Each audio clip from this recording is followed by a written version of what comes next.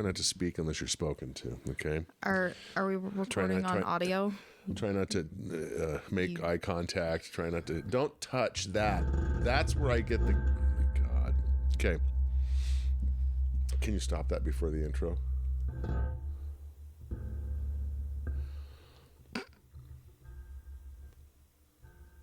I'm trying. Oh my God. Can you? Okay, we're cool. Hi, welcome back to my channel, Krager's Crossing. It's our channel. Hey, welcome now, back bitch. to welcome back to my channel. It's the podcast that asks the question. It follows the journey of you and I becoming actors. This is my co-host Maddie, my daughter, for this season number 2. It's episode 2. Gosh. A lot's happened, and I really want to hear about you and your world, but not right now. So I just want to tell you what's been going on, and it's happened really late in the week because I was really getting discouraged. As a matter of fact, this is Monday. We're supposed to, excuse me, we're supposed to record on Sundays, but I was having a bad Sunday, and things just were not working around here. Nothing was working. Plus, I needed a little bit more time to go through what I'm about to talk to you about. Anyway, so I joined Backstage at the beginning of this whole thing a year ago, right? Mm-hmm. And I suggest you do the same thing. And I've had some good activity, not a lot of it that I could act on, but not Backstage's fault. So I'm happy. I think it's legitimate. I really do. But I've been doing stuff on Amazon through ACX and stuff like that. So that's fine. And I like that too. I think that's legit. There are some scams through there, but all in all, I think it's fairly legit. Well, I was looking into this casting network website, and so I joined. And one of the first things that came across that caught my eye was an extra and it's for a health, like a Lunesta or something like that, some health commercial, where I'd be sitting in a bathtub with no water in it, holding the hand of somebody sitting in a bathtub, staring at the sunset. Those like a toaster and. Like a toaster? Yeah, I guess it would be like a toaster. That was abstract. Anyway, one of those, But it's an extra. So I'm imagining, it's a scene in a restaurant, and I would be a guy sitting at a table with a woman, with somebody back in the background, just an extra. Mm-hmm. So it pays like $250. They say they need you for a day, maybe 2. And then there's another place somewhere else down where it says they would need you for 2 days. But it pays $250 for this. If you apply towards it, if you submit to it, which I did. And I'm thinking, well, I can get to Vegas for $167. I can fly there for $167. Mm-hmm. And they're going to give me a hotel to stay in, and they'll give me rides back and forth, to the shoot. Mm-hmm. So you wouldn't make money. I mean, you'd be lucky if you broke even, because I have to eat, and gamble a little. So... But still, I'm just saying. But if the shoot went necessities, if the shoot went 2 days, now we're talking $500. Now I'm making the trip. I'm getting a credit, getting some experience. I'm on set. I'm working with. I'm in the business. I'm working, man. Mm-hmm. And then and you come home with a little coin in your pocket. So I applied to this, and the deadline is not till the 14th. So I've applied, and then I'll wait to hear. Mm-hmm. And then I think I would be in Vegas. Well, you read it. Was it from like the 17th to the 20th or something like that? Anyway. Yeah, next week. But 2 or 3 days was the span. Which would be really funny if I left, because I'm going to LA this weekend. So if I left LA for you to then fly there. Well, what right I do, where are you staying in an Airbnb or a hotel? We're staying at a Holiday Inn in Santa Ana, which is like 20 minutes outside LA. See, I'd roll up on the floor at the foot of your bed. I'd get a free place to sleep overnight. And I just, cop a squat, I'd mooch dock in your hotel room. So anyway, so I'm just kind of, the reason I'm telling you this story is I'm just trying to outline what that's like, what the offers are like, what the decisions would be like that I would have to make. I'm assuming yours are going to be fall in the very similar category. Is the trip worth it? Is the credit that I'm going to get worth it? I think if you're within $200 of breaking even, it's worth it. Like, what the hell? Yeah, right. But have a few less root beers this month. You'll be fine. Fair point. Fair point. And it's worth the credit. Maybe a couple less bougie coffees. We love some bougie coffee at the Krager household. But I also want to get more active in ACX. But here's the problem that I'm seeing, and there's a lot of videos out there on how to avoid scams on ACX. Yeah. And how to get legitimate paying jobs on ACX. And I've always shied away from those videos. And I think I touched on this in season 1. It's because, and I love you. If you're out there and you're doing videos to help people out, and you try to, you just, your heart's in the right place. But it's been my experience with most of my voice acting mentors and videos that I've watched and people that I've subscribed to, that it's just they just want to protect you so much from just a vicious industry that's hard to break into, and it's going to be blood, sweat, and tears. Oh, are you talking about like the people that it's almost discouraging listening to them talk about it? Yeah, and they have uplifting moments. They try to catch themselves and go, hey, but still you can do, and they try to catch themselves, but at the end, the overall vibe is not productive for me. I appreciate them doing it. And I've, to be honest with you, I've gleaned a lot of information from them, but I'm going to have to do that again for that very reason, because they do give me a lot of information. I just have to tough through all of the heartfelt warnings, the things that they want to tell you they just want to keep it real. Okay, but even successful actors feel that way, I feel like, because Russell Crowe told Henry Cavill the first time he ever met him, when Henry Cavill was a kid in school, asking him about acting, he goes, well, they treat you like shit, but they pay you good. Like... Yeah, I have stuff I would like to talk about too that I've prepared, just so you know. This isn't a scripted podcast. It's not, but like I haven't scripted. Well, I don't see your notes. I don't need notes. Okay, when I touch on something that has something to do that you can kind of segue into, go for it. But until then, I'm just going to go down my notes here. I was working on yesterday after I left here. I was working on Newsroom, and I was doing it, and I finally got one where I was like, that's a good practice run. And one of my friends was like, can I see it? And I sent it over to him, and he goes, so do you memorize all that, or do you have like a teleprompter or like lines that you like look at discreetly? And I was like, no, I memorized that shit. And it took a while. Yeah, but then there's that video that you and I watched, and I believe it was Matthew McConaughey that was asked the question That's what I want to talk about. He was asked the question about memorization, and he's like, after you do the work and you're with the material for so long and you dig in, and this is something we're going to talk about. This is going to bleed into something later on, but the memorization has come. It just comes along with it. It's not a single item that you've got to check off. And also, especially in film, with scripts changing and ideas morphing, and I know watching some documentaries on David Milch that did Deadwood, he would watch a scene rehearse and then rewrite a character a little bit and go and hand him a piece of paper and go, I want to try it this way on the real time. And it wasn't because the script was not finished and everyone was scrambling around waiting for the script to be finished. The script was done. He was fine tuning, Well, this is what I wanted to talk about, because I was watching that Matthew McConaughey thing, and I've never related to something more, because especially in, one of the last shows that I've done, I really noticed that I never, independent of like a really long monologue, have never sat down and like memorized my lines, like sat down and been like, this is what. It's always just been like repetition. That's how I memorize and it's never like, oh, I've got the blah blah blah blah. It's more like, oh, she says this, and then I know my response to that, and that's how I think about it in my brain, which I don't know if that makes any sense.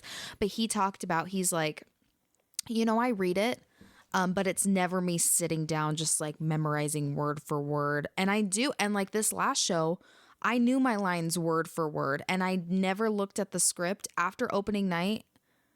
I don't look at my script ever. And it was like every weekend, every single night, actors back, which I mean, whatever works for you, but actors backstage looking at their scripts, going over whatever. And I never do that. And it was During also like we go however many days between weekends without rehearsal. And it's just like Thursday night, I know my shit. Well, in that same interview with Matthew McConaughey, he talks about the fact that he gets the material. I mean, he's with the material for a year. Anthony Hopkins says the same thing. He's with the material for a year. I just know it. And he'll read it sometimes. He'll read the script when he's in a good place. He'll read the script when he's in a bad place. He'll read the script when he's traveling. He'll read the script when he's happy, when he's mad. And through doing that, you get to explore, that through a bunch of different lenses and try to kind of fine tune and figure out which lens you can see things clearly through, and then maybe try to start working towards. But it's not memorization. It's going through the material. If you had the material and went through it for a year, which is going to come up here in a minute, I'm going to talk about this. You would know the material, and you'd know you'd know everything, every aspect of the story, other people's lines, not their lines, but their story, all the characters that are involved, all their backstories. You'd read all the direction notes so many times. You'd just be fully immersed in the project. I feel like that's the number one question that I get asked, though, is like, how do you memorize all those lines? And I've never thought about it like that, because it's like, honestly, no clue. But I just know, I don't think about it as like I'm memorizing all these lines. Now, totally different, like Vixen, that was a 3-page monologue. That was painstakingly me sitting down in the bathtub, like on a plane, like reading, like, and going back over and listening to it, going back over. Well, repetition, and of course you'd have, but to me, when it's like dialogue back and forth, I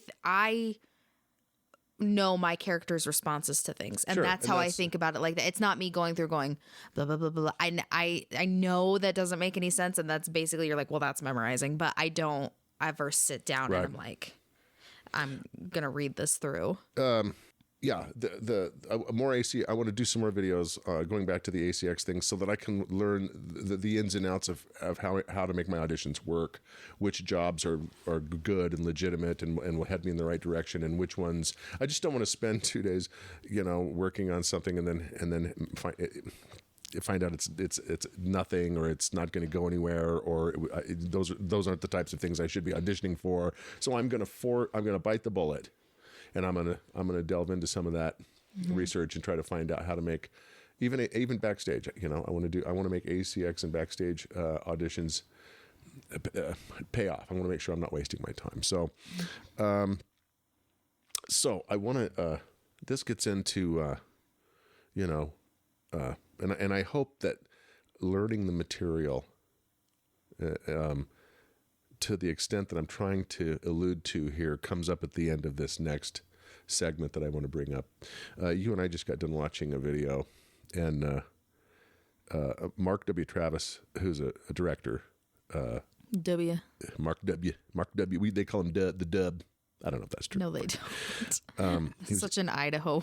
And W. it's the subject matter is what stops an actor from getting in character. And I was just absolutely mind blown by this talk that he gave. And he's talking about back in the day when acting first started out. And he said he had this book. He thought it was from the late 1800s, and it was a book about how to act. Okay, and it had diagrams and pictures of how to act. So if you were, the big presentation acting, it was called, and if you're, there's just certain poses, and if you made a certain pose, then that was the one you did to emit this emotion and that. But it was, you just learned them. You could memorize them, just like on flashcards, and then you're an actor. It's how to act. Look like this when you're surprised. Here, look like this when you're shocked. Here, look like the. And he said he wished he still had it. He thinks he lost it, but then as Stanislavski and all these others start coming into play, all these famous people that have a huge influence in acting, and they started to look at it instead of from the actor's point of view, and getting the performance. Let's look at it from a character's point of view. And that was a huge, quantum leap in the way of even looking at acting and performance art in that regard was, well, let's look at the character. Let's for the very first time ask about the character, and drive this from that perspective. And he goes through this whole, including Meisner, all these other techniques that have come along, Strasberg and Meisner and all these other techniques. And so he's teaching a class. I think he was in Amsterdam, and he's teaching a class to other directors. And he said, these are his own words, he stumbles upon this concept, okay, where he's talking to another director, and he goes, well, don't direct the actor, direct the character. And so the director that he's taught, the student didn't know what he was talking about. And it wasn't a student. These were all working directors, by the way. Mm-hmm. The director didn't know what he meant. He goes, well, show me what you're talking about. So he turns to the actress, and he starts asking the actress, he starts not the actress, he starts asking the character questions. And he started calling it an interrogation. And he's not talking to the actress about anything that has to do with the craft, the trade craft of the scene or the lines or the delivery. He's talking to the character about things relative to the character. That the character can answer. That the character... Who are you? What do you want? Where are you coming from? What do you need in this scene? But deeper than that, and this goes into the talk about knowing the material so well. If you get a project and you don't sit with that for a long time, and the scene that we're working on with you from My Cousin Vinny, you would, if you wanted to play her, you would have to spend a lot of time, realizing, just going back in time where her dad was a mechanic, her brothers were mechanics. But what is her real motivation? Knowing her. What is her real motivation in that whole movie? She just wants Vinny to marry her. She's not a mechanic. She doesn't give a shit about his law degree. She's about to graduate from beautician school, and she wants to marry Vinny and have kids. That's what all she wants. She wants Vinny to recognize her biological clock is ticking. She's got a whole different objective. Mm-hmm. And the reason I'm telling you that is, and other nuances, what about her dad? Well, I agree. He took over before him, his father's garage. All I ever knew was my dad working on cars. We have people over on the weekends for a barbecue, and at some point there's my dad in the street with his head under a hood fixing somebody's car. You just fill in all of the gaps, because you have to do that if you get hired on a project. I promise you, the director knows that material to that extent, and all the other actors, you hope, are going to know that material and their parts, and they've done their research to that extent. And if you can't, and when the process finally starts, when the camera starts rolling and you and the director start talking about this, you can't just go, there might be other people's dialogue that they have in scenes in a story you're not even in, but that are relative to your character, that establish some background. And you have to just be, so that you can engage the director when he starts talking to you and asking specific questions about you and where you're going with your character. And you can't sit there and not know, because you didn't dive into it deep enough. I was just going to memorize my lines and wait for you to say action. So if you're going to participate in the process, you have to realize everybody else is really into the project. They might be financially into it, but there certainly are artistic, investments, and people are there, and they're committed to their parts. So you can't just half-ass it. You really need to put the work in to going through and understanding, asking questions about your character, filling in the gaps, being able to have those conversations with the director, because a director that's using this technique is going to be talking to your character. You got to understand, Maddie is just the meat bag that drives you're just the meat bag that drives the talent to the shoot. And then you go sit in the corner and wait, and your character says, I'll let you know when I'm ready to go home tonight. That's it. You're in beyond that, the actor is in the way. So he likes to say. Very recently, I've come to the conclusion when I read stuff, or when I, go through a character that I'm going to play or something, when you first sit down with a therapist, first time you've ever met them, therapist, counselor, whatever, the first question they usually ask you is, well, tell me about yourself.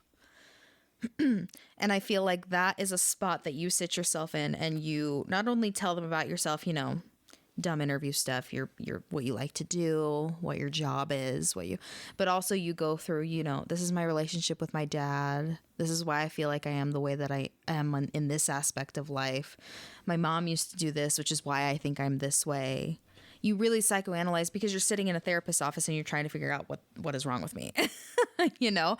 And so I feel like when you go, like when I took Dusty, I was like, I'm sitting her in a therapist chair and I'm saying, talk about yourself.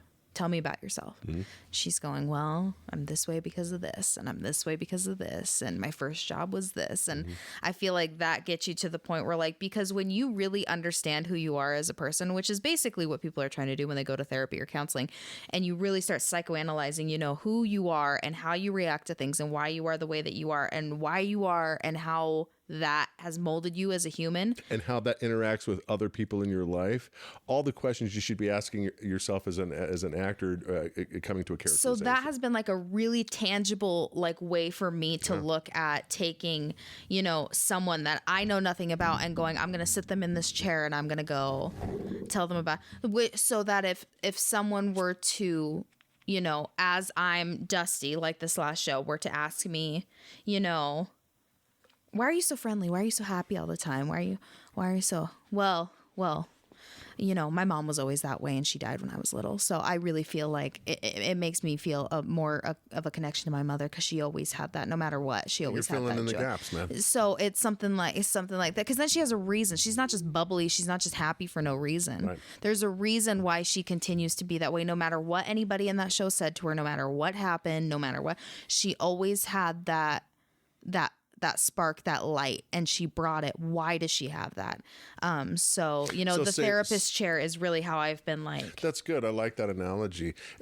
And going back to Miss Vito, you know, the part in the scene that you want to do in My Cousin Vinny, there's so much backstory that you could use and you have to use, and you'd have to soak all that up if you were going to play the entire part in the movie. There's just a lot happening, and you think that would be just kind of a side character, but really she drives the movie. She solves the case, and that's the one thing that you need to understand when she's sitting on the stand, and he asks her, "Does their case hold water?" And she realizes at that moment, she doesn't realize all of a sudden the mechanics of the car and what it's doing. As she's looking at the photograph, she realizes she's about to win this case, and all her dreams are about to come to that. There's just a lot of other things going on with her that have nothing to do with this trial, yet the outcome means a lot to her, and she's realizing she can help, and she's wanted to, and he hasn't let her, like you pointed out. So I don't know. I think it's a good example. And then another point I wanted to make was if you're playing a part where, you know, it's been played before. You know, a role, a classic one that I can think of would be James Bond, but, you know, Jack Ryan in the Tom Clancy novels, and so many actors that have played that role, that'd be a treasure trove of backstory to go immerse yourself into. You know, like if you were, I would imagine if you're coming in on the Lord of the Rings movies in the fifth movie, you'd need a year of reading, you know, to just get up to speed on all of the things that are happening in that world, all the characters, not just your own, but that whole world. And that's kind of the point I was going to earlier, was that you're doing the other actors and the director and producers and everybody else involved in the project a disservice if you're the one that shows up and you haven't done that due diligence. You haven't worked to know it to the absolute extreme. And you might not have perfected your character yet. Those fine points come later when you start working with your director. But to show up and know everything you could possibly know and do the homework up to that point, I think is the work of acting, the work of actors. That's the job, you know?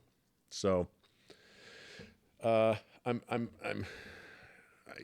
think this is headed in the right direction. I can't remember if I said last week, I've reached out to a couple of other modeling agencies. I had submitted to one that I had not submitted one before, and then another one is a repeat. I did it almost like 8 months ago, so I submitted to them, but I still think that's another good way to get get out there. So that's what I'm doing. I'm staying busy with that. You're heading to LA. This isn't a looking for a work trip. This is a pleasure trip. Well, and I'm looking at areas and apartments and stuff that I've been make sure I'm not in the ghetto. But Yeah. so I'll do that because Jen will probably be at work all day, most days I see. that we're there. So Scare up an audition while you're there. okay. Become the new Lily on AT&T. Terrible gig, but you'd be filthy rich. I guess. Why are you? Then you just have to ask yourself the question: why am I doing this? Let's get into that conversation. So, yeah. Anyway, back to that video. That director, I thought that was mind blowing to look at that from the aspect of he's directing the character, not the actor. The actor really is if the actor is standing around asking questions about how do I get in character and how do I do this and how do I do that, you're not in the conversation. You shouldn't even be in the room. Should be your character and anybody else that needs to be involved in that. Don't you agree with that? Mm-hmm.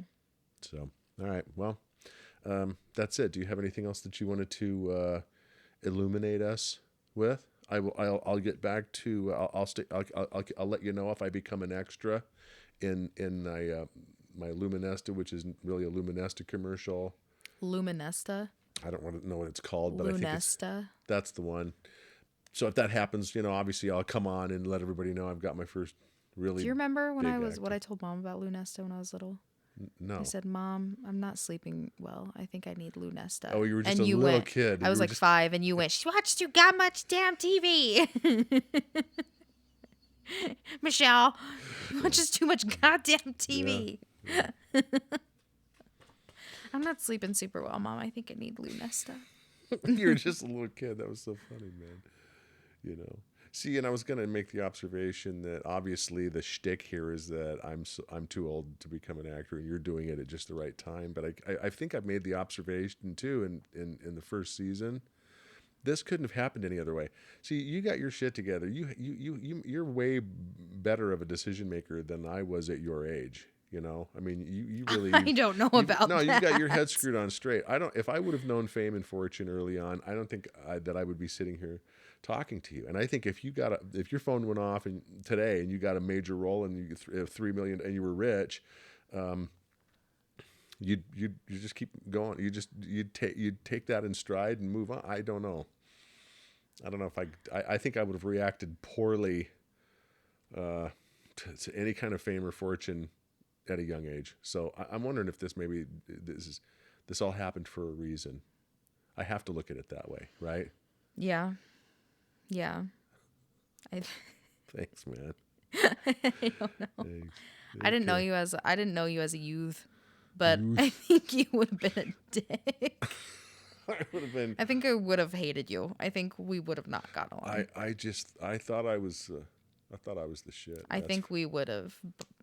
We do that now, but I think but the only reason we worked through it is because of my 24-year-old me maturity and 24-year-old you, I think would have just like. Yeah, no way, no. I was definitely into me. Yeah, I can tell. Okay, so thanks for that's a good update for this week. We'll see you next week with episode 3. Thanks for joining me. I feel like I did all the talking. Is anything else you wanted to say or visit? I talked about Matthew McConaughey and how I felt about that, and I talked a ton. Okay, all right.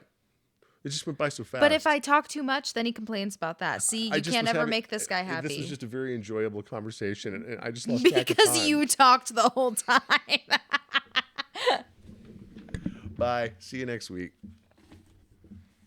Wow. Good job, Maddie.